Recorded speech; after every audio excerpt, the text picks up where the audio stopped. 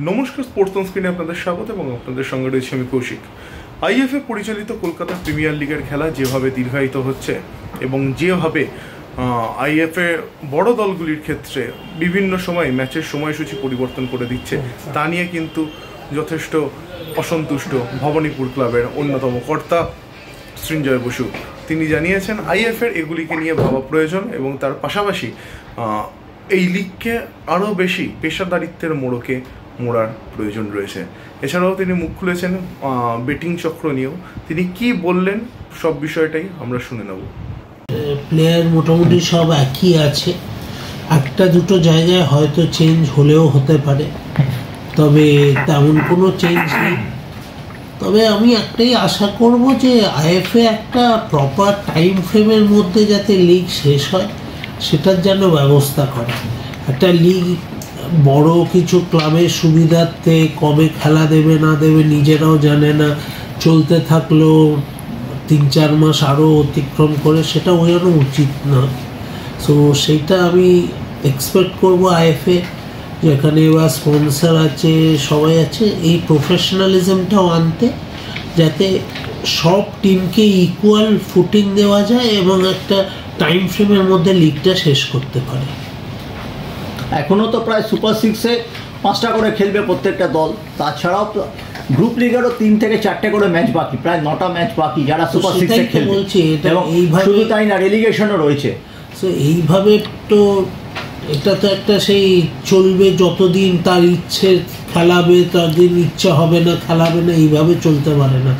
যে কোনো টুর্নামেন্ট বা যে কোনো লিগই যখন শুরু হয় তখন তার শেষটা কবে হয় তার সেটা বলে দেওয়া উচিত, এটাই প্রফেশনালিজমে বলে। সো এই প্রফেশনাল অ্যাটিটিউডটা আইএফএরও হওয়া উচিত এবং একটা প্রপার টাইম ফ্রেম বেঁধে দেওয়া উচিত। দাদা, এই বিষয়ে একটা প্রশ্ন আপনার কাছে থাকবে। আপনি দীর্ঘদিনের মোহনবাগান ক্লাবের কর্তা থেকেছেন, আপনি ক্লাবটাকে খুব কাছ থেকে দেখেছেন। আইএফএ বারবার একটা অভিযোগ করে যে আমরা মাঠ পাচ্ছি না, মাঠ সমস্যা রয়েছে, বারবার এই একটা বিষয় আইএফএ থেকে শোনা যায়। মোহনবাগান মাঠে ম্যাচ দেওয়া হলেও এখনও পর্যন্ত কিন্তু চলতি কলকাতা লিগে মোহনবাগান মাঠে একটিও ম্যাচ হয়নি। তো আপনার সময় কিন্তু বহু ম্যাচ হয়েছে, আপনি করিয়েছেন, দেখুন এখানটা কেন? এটা আমি জানি না, এটা নিশ্চয়ই আইএফএর সাথে মোহনবাগানের কি আন্ডারস্ট্যান্ডিং আছে বা আলোচনা হয়েছে, এটা ওরাই বলতে পারবে, এটা বলা। তবে সমস্ত বড় মাঠে ম্যাচ হওয়া উচিত, সেটা না হওয়াটা তো এখন প্যারেন্ট বডি কিভাবে দেখছে সেটা তাদের ব্যাপার।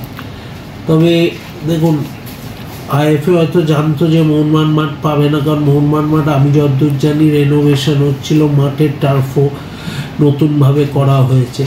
সো সেইগুলো তো প্ল্যান করেই আইএফএর উচিত যে ঠিক করা যে কবে কোথায় ম্যাচ দেবে, কিভাবে হবে। এবং এটা তো নতুন কিছু নয় যে এটা এমনি করে চলতে, প্রতি বছরই এটা হচ্ছে যে তার শেষের কোনো সীমা নেই, সে কবে হবে তার কোনো ঠিক নেই, তো সেটা তো হওয়া উচিত না।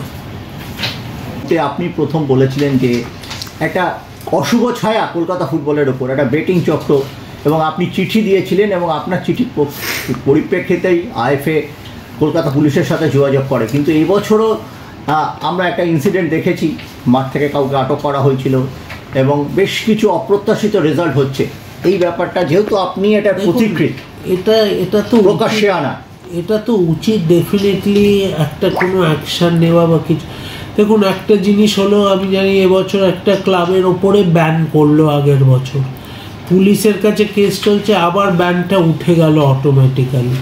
তাহলে তো এটা চোখের সামনে আসা উচিত যে কেন ব্যান হয়েছিল, কেন ব্যানটা উঠে গেল। তাহলে কি পুলিশের কাছে কমপ্লেনটা ভুল? সেটাও তো কেউ কিছু বলছে না, সমস্তটাই একটা ধোঁয়াশার মধ্যে থাকছে।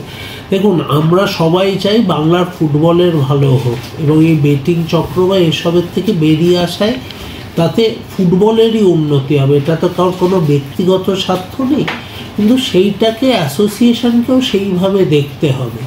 কারণ যদি সবাই মিলে না চেষ্টা করে তাহলে কোনোদিনই এইসব অশুভ চক্রকে ভাঙা সম্ভব না।